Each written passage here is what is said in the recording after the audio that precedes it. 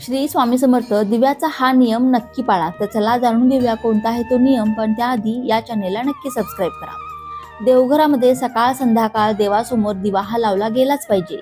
दिवा लावल्यामुळे आपल्या घरामध्ये सकारात्मक ऊर्जा वाढीस लागते. पण दिव्याचे काही नियम आपण पाळायला पाहिजेत.